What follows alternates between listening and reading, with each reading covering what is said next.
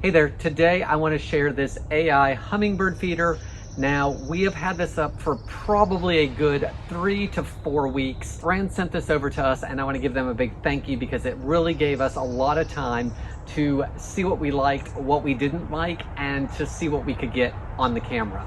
Let's take a look at what it comes with, as well as what I thought about setup and what we think about it now that we've had it for a few weeks. So here are the main pieces of the hummingbird feeder itself. You have your charging cord, which goes with the camera and the housing area of the feeder.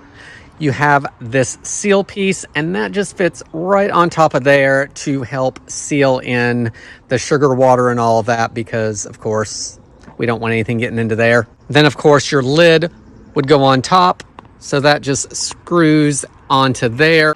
And then you have the bottom portion, and this is where all the nectar goes and down into the front.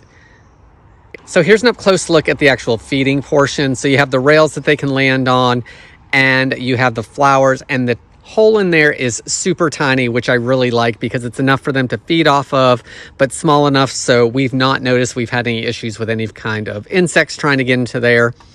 And if you think they're a little closed, like I actually thought one of them was, I just took a toothpick and just poked it through very gently till I could see the hole in there, and it was good. These also will pop out if you need to clean them. The bottom portion here also looks like it has an area for if you want to connect it to some kind of pole instead of having it on a hanger like we have. So with the camera, you can swivel it down to where you need to. We actually found that we needed to angle it a little bit differently to get the best view of the birds. And if you open up the top here, this is where the charging port is, your reset button, and your power button, as well as where the SD card goes right here. You will need to provide that. It does not come with the feeder, so you will need a micro SD card for that. Then when it's in use, this silicone piece just goes over the top, and then your cord here would go through here, and then you can just plug that into here, and it keeps everything closed up for the weather. So for setting up the bird feeder, there's an instruction manual that comes with it. You can scan the QR code to get that also. So when you go through it, it's pretty simple to follow. Everything is labeled nicely. It gives you your specs over here. So you're gonna need to download the app for Apple or Android, depending on what system you have, using the QR code, then how to set up your account and add your devices. You will need to be set up to a 2.4 gigahertz network in order to set up your device. So if you're having issues setting up your device, definitely double check that, because if you're on a 5 megahertz, then it may not connect as easily. Again, more instructions on how to connect your Wi-Fi, and then you can actually share it with family and friends once you're set up. This is pretty good at telling you how to get into things, and so you can see what's going on. The one thing I did not like is I cannot figure out how to download it from my card to my phone. So it may be something where I just need to put it into a card reader. So since we've been using this, we have found that overall, we really think this is a good product. We like that the setup was pretty easy, and that once we started getting hummingbirds, we're getting them on a regular basis, which is really nice. The app has a couple things that we really like, and there's a few things that we don't really like. For using the app and viewing the hummingbirds like we have here, definitely some good and bad with it. I really like how we can get into it, and you can definitely see when there's motion and when those birds are there, so you can watch them fly and interact with the feeder. What we didn't like is I still can't figure out how to get stuff off the SD card onto my phone.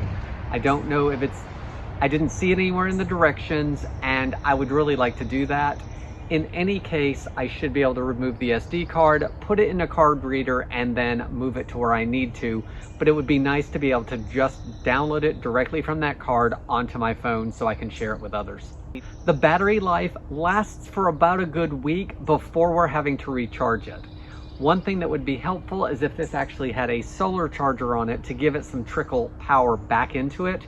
But when we're charging it once a week, it's a good reminder for us that it's time to make sure that we look over that feeder really well to make sure it doesn't need to be filled or cleaned.